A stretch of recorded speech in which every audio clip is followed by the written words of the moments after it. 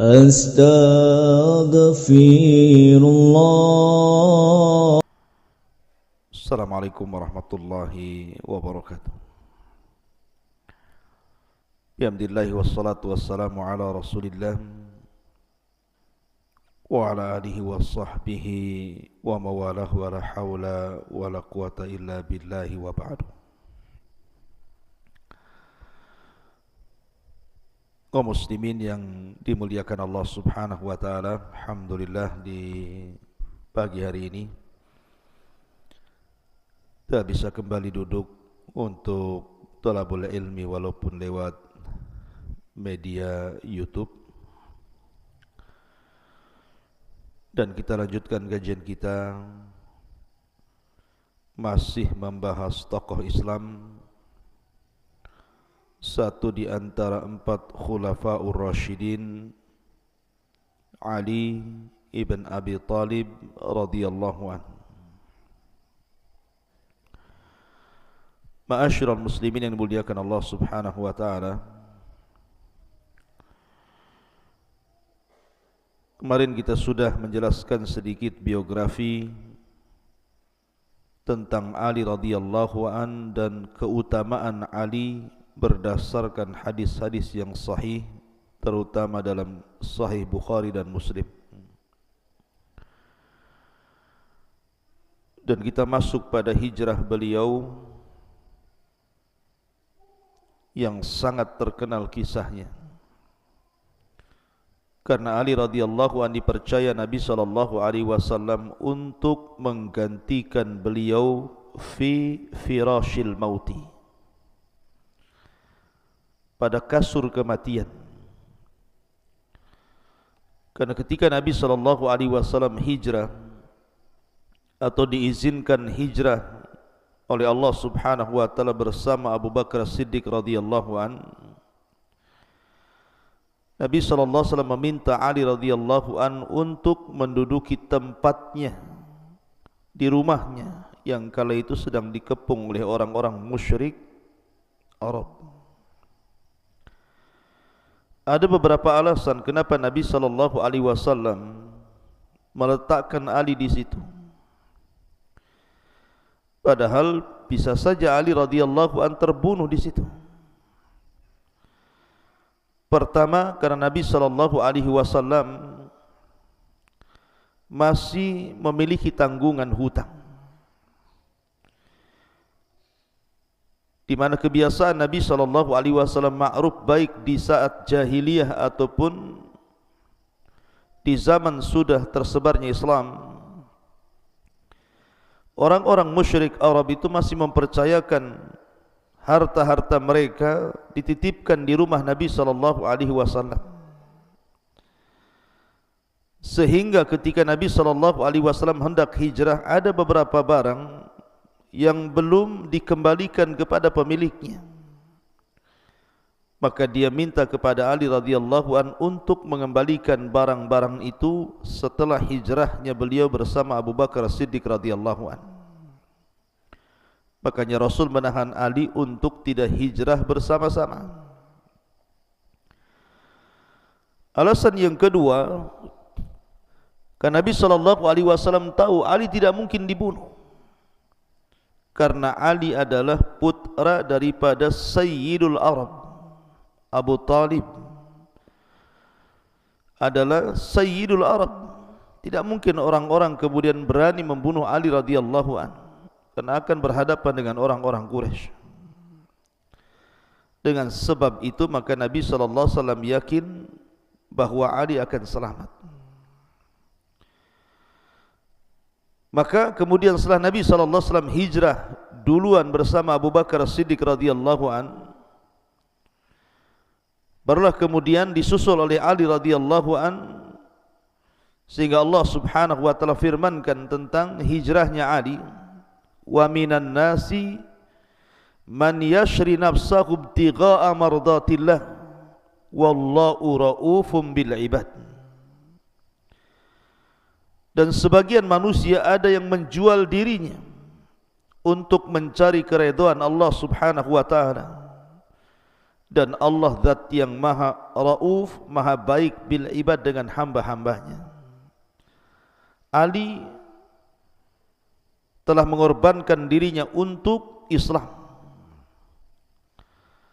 Lah maka tepat pada usia beliau 22 tahun, sebagaimana beberapa riwayat yang disebutkan oleh Ibnu Athir, maka Ali radhiyallahu an keluar hijrah sendirian.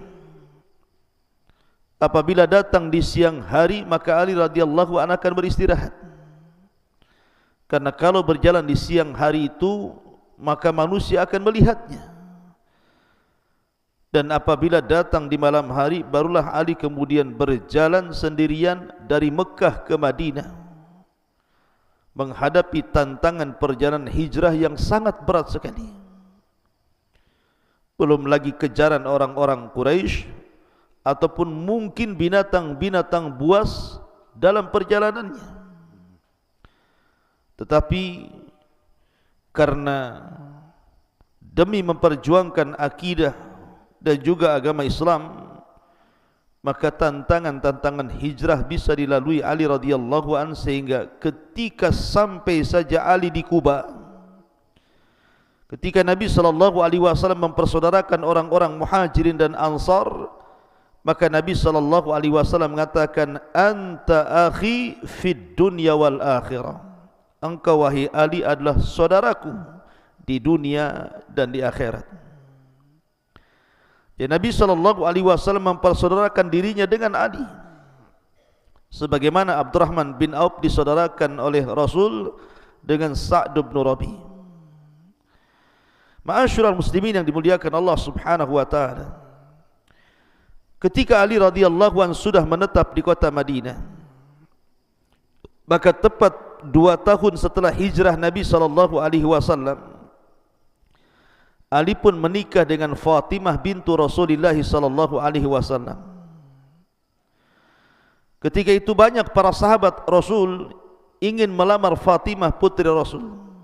Salah satunya Abu Bakar, Umar dan yang lainnya.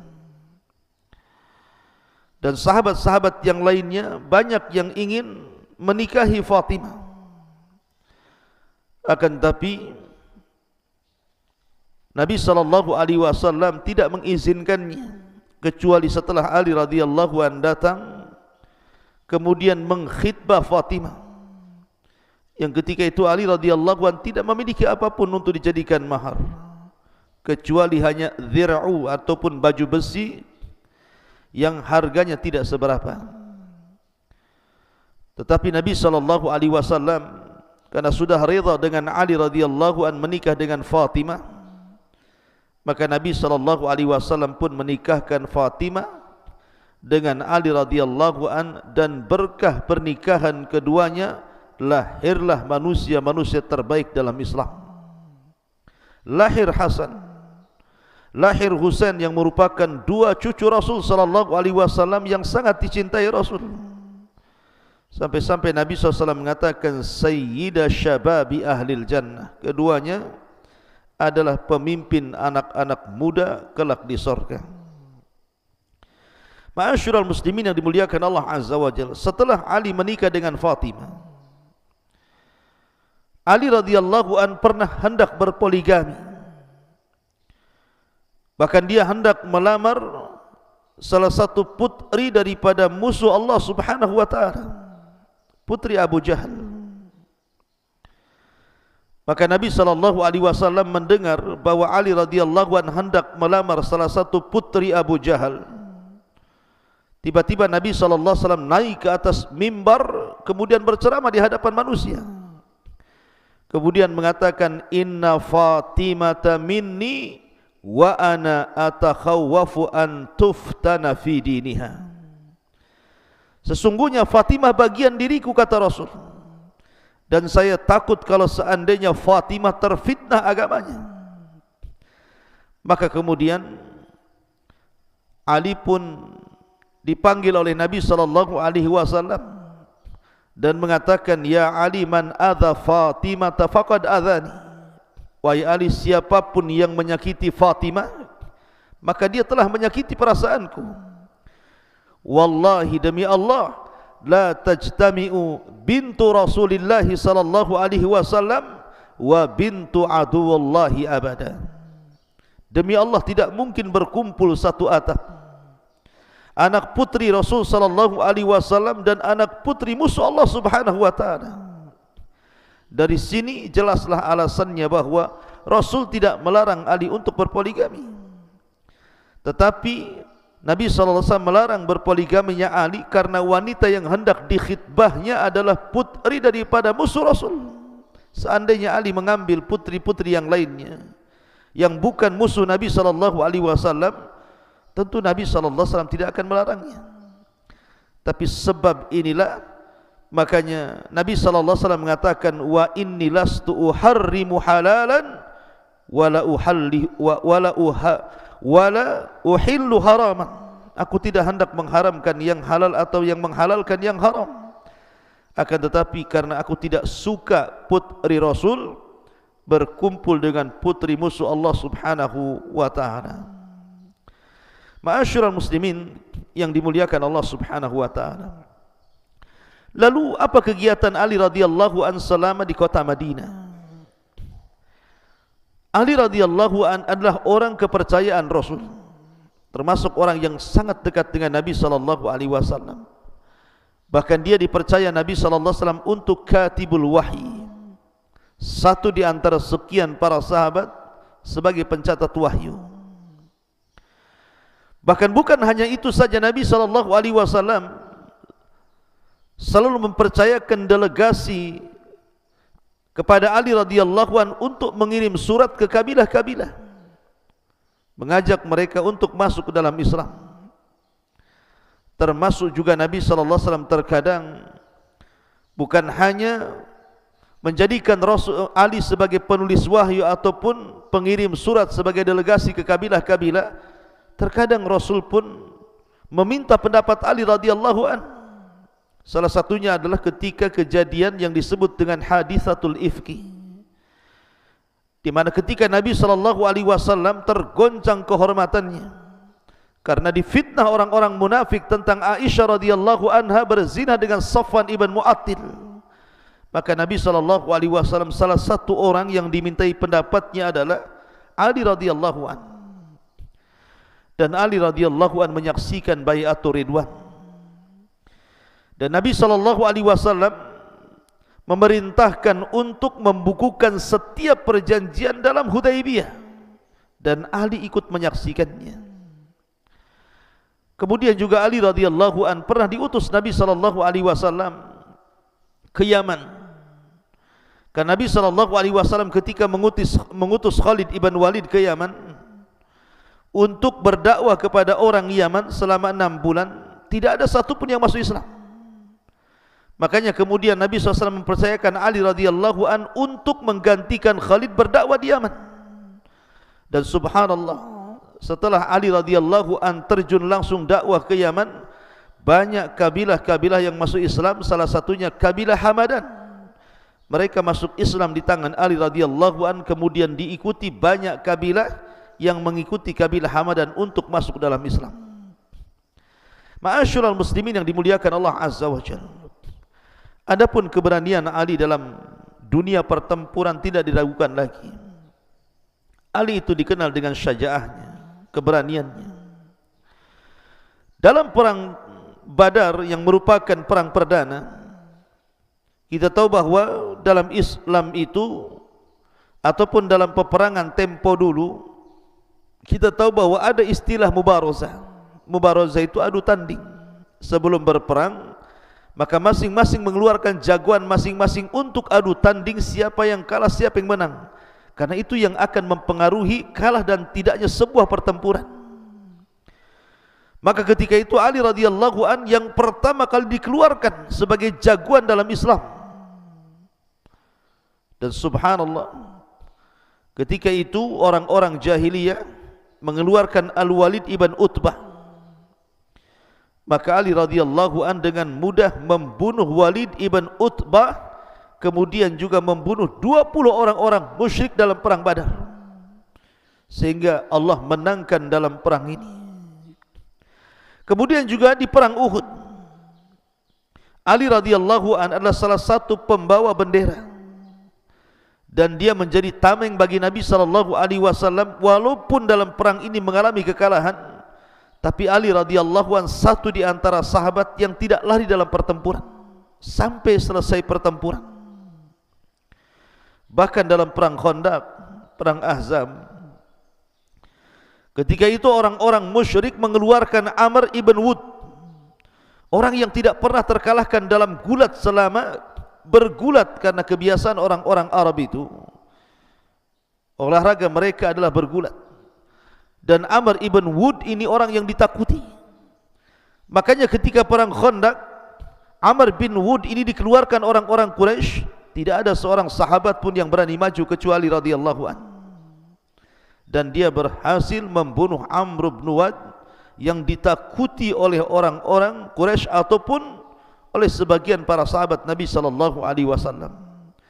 Kemudian juga dalam perang Khaybar, Ali radhiyallahu an melawan Marhab, seorang Yahudi yang sangat besar badannya, yang sangat ditakuti. Makanya Ali radhiyallahu an sampai kemudian berbangga, ana alladhi sammatni ummi Haidarah. Tahukah engkau bahwa aku orang yang diberi nama ibuku sebagai macan hutan. Dari sini kata para ulama, tidak mengapa sombong dalam sebuah pertempuran, sebagaimana tidak mengapa seseorang itu menipu dalam pertempuran, karena intinya kemenangan. Maka kemudian dia pun, Ali pun radhiyallahu an mampu mengalahkan Marhab dan membunuhnya. Kemudian juga dalam perang Khaybar ini juga Ali radhiyallahu an di tangannya bendera kemenangan, yang Nabi sallallahu alaihi wasallam mengatakan, la u'tiyanna rayata ghadan li rajulin yuhibbuhullah yuhibbullaha wa rasuluhu wa yuhibbuhullahu wa rasuluhu. Akan kami berikan bendera kepada seseorang yang mencintai Allah dan Rasulnya dan dicintai Allah dan Rasulnya. Yaftahullahu ala yadaihi, di tangannya kemenangan. Maka Ali radhiyallahu anhu rupanya orang yang dipilih Rasul untuk memegang bendera itu dan memimpin perang. Dan di tangannya Khaybar jatuh ke tangan kaum muslimin. Termasuk juga dalam perang Hunain dan perang-perang yang lainnya. Maka Ali radhiyallahu an sangat terkenal dalam dunia pertempuran. Di masa Abu Bakar Siddiq radhiyallahu an, maka Ali radhiyallahu an sangat dipercaya Abu Bakar untuk menjadi istisyar.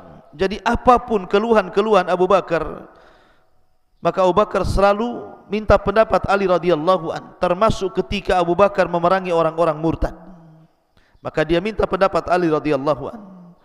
Termasuk ketika Abu Bakar mengarahkan pasukan ke Rum, maka Abu Bakar pun minta pendapat Ali radhiyallahu an. Dan juga di zaman Umar ibn Khattab radhiyallahu an juga sama. Ali menjadi mustasyarnya Umar ibn Khattab radhiyallahu an. Bahkan salah satu putri Ali radhiyallahu an, Ummu Kulthum, dinikahkan Ali dengan Umar ibn Khattab radhiyallahu an. Bahkan Umar pernah mengatakan kepada Ali radhiyallahu an, a'udzu billah an a'isha fi qaumin lasta fihim ya Abul Hasan. Aku berlindung kepada Allah untuk hidup di sebuah kaum yang engkau tidak ada di situ, wahai Abul Hasan. Dan itu pujian Umar ibn Khattab radhiyallahu an kepada Ali radhiyallahu an, laula aliyun la halaka Umarun. Bahkan Umar mengatakan, kalaulah bukan karena Ali, tentu hancurlah Umar ibn Khattab radhiyallahu an. Artinya bahwa ada kedekatan Ali dan juga Abu Bakar. Begitu juga ada kedekatan Ali dengan Umar ibn Khattab radhiyallahu an, tapi tentu berbeda dengan masa Utsman ibn Affan radhiyallahu an. Karena di zaman Utsman ini terjadi fitnah. Di akhir-akhir kekuasaan Utsman ini terjadi fitnah besar, di mana datang gelombang para pemberontak dari pemberontak yang terkena hasut Abdullah ibn Sabah. Bahkan orang-orang itu sengaja mengadu domba Ali dengan Utsman bin Affan radhiyallahu an, dengan mengatakan, kalau kita melepaskan baiat kepada Utsman, maka Ali telah siap membaiat dirinya. Padahal itu fitnah mereka. Mereka hendak mengadu domba Ali dengan Utsman. Makanya ketika Utsman mendengar bahwa Ali hendak membaiat dirinya karena kabar burung dari anak-anak muda yang hendak memberontak, dia panggil Ali. Dan Ali tidak sebagaimana tuduhan mereka. Ali tetap membaiat ataupun setia dengan Utsman ibn Affan. Makanya Ali lah yang kemudian diutus Utsman untuk berdialog dengan para pemberontak itu. Ketika para pemberontak kemudian mengatakan kepada Ali radhiyallahu an, kenapa kami memberontak kepada Utsman?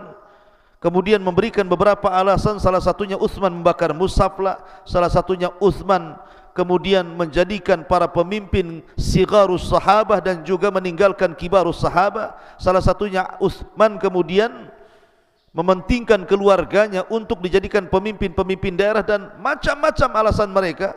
Tetapi dengan entengnya Ali membantah syubhat-syubhat para pemberontak itu. Akan tetapi semua takdir Allah subhanahu wa ta'ala. Akhirnya para pemberontak itu membunuh Utsman ibn Affan dengan cara yang sadis. Lah dari sinilah kemudian sejarah Ali radhiyallahu an menjadi khalifah dimulai. Makanya sering saya katakan bahwa kalau kita cerita tentang Ali akan berbeda ceritanya atau alur ceritanya ketika kita bicara tentang Abu Bakar, Umar ataupun Utsman.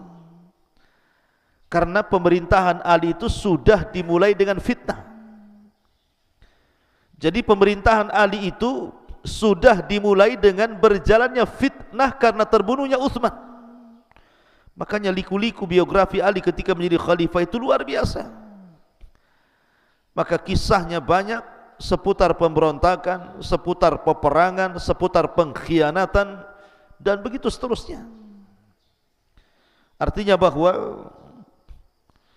biografi Ali ini setelah menjadi khalifah lebih banyak bicara tentang fitnah, bicara tentang peperangan antara kaum muslimin melawan kaum muslimin, antara Ali dan Muawiyah di perang Siffin, antara Ali dan kubu Aisyah di perang Jamal, dan antara Ali dengan orang-orang Khawarij gitu ya, dan begitu seterusnya.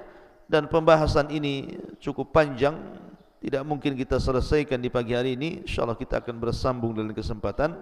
Mudah-mudahan ada manfaatnya. Subhanallah bihamdika asyhadu an la ilaha illa anta astaghfiruka wa atubu ilaik. Allahu ta'ala alam. Assalamualaikum warahmatullahi wabarakatuh.